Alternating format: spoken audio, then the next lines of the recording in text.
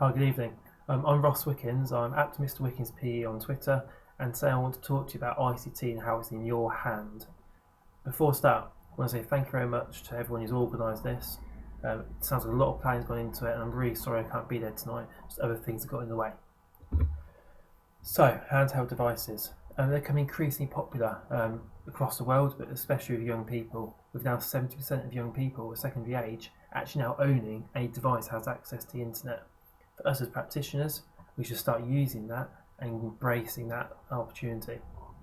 So, some people are already starting to do that. We know a number of apps being developed through people like Jared Robinson and a few of other people as well. What's important is how we go and use that and how we start to build that, although becoming favourites and common and popular with teachers, make sure it has an impact on learning. Here's some examples of apps that I use on a regular basis in my classroom, whether I use them or my students use them. And I personally feel it's important that the students have ownership of their own learning and use the devices and the apps.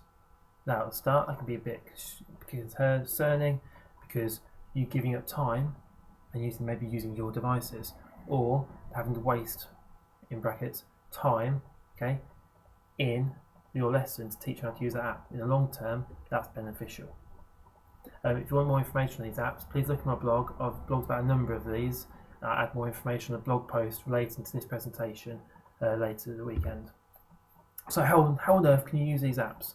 Straight away, the first one is teacher uses it in the lesson. That's the first one. Secondly, the bottom left-hand corner, the one I started to develop last year when I first started using the app, applications in my lessons, were having the non-doers use the device to record or annotate other students. I used that this year for a tennis lesson. Our students use Edu-Creations, take pictures and annotate the pictures, and you have strict criteria on the performance. That worked really well, and they presented back at the end of the lesson. What I started to develop in the top right hand corner, the blue people, was a rotation system of how everyone can participate within the lesson. So iPad starts here with these two, and they observe the next two people in the circle. After 5 minutes, they'll meet, they'll give feedback, then the iPad moves on to these two. These two then observe the next two people in the circle.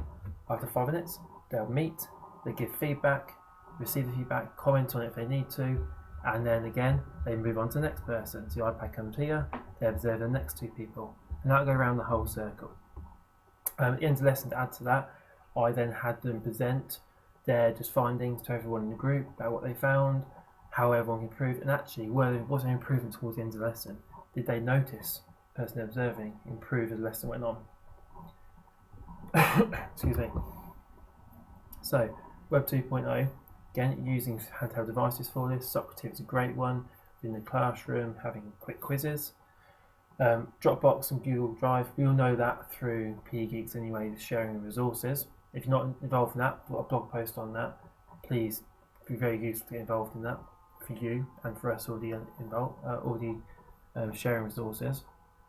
But as a practitioner, we can use them in the classroom. For example, during BTEC, I uploaded the document onto Dropbox. I gave the students a short URL code. They type that into their browser. Straight away, their worksheet's on the computer for BTEC, and they can start working. Not having to waste that time with some special low-ability students, having to create some resource for them, or they're having to create their own work. iBuild app, definitely recommend this. Try and make it for your courses. I built it for Duke of Ed last year. Please scan the code if you can pause it. If not, take note of the URL or just Google iBuild app DV, and it will download, and fantastic app to use with your students. You're more welcome to use it. Will be updating it over the summer term.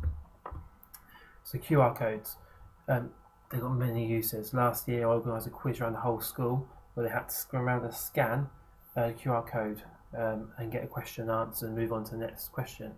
But a number of other uses. Make notice boards and posters interactive. Bring resources to life. Okay, put them on skeletons to bring them to life for students. Create interactive textbooks rather than just normal textbooks. Add videos to it, YouTube clips. Exercise books, link their work to stuff online they might have done. School department newsletter. Okay, please get a blog. Highly recommend it. There's mine on the top right, and there's a classroom I'll start soon. Thank you very much. Don't be driven by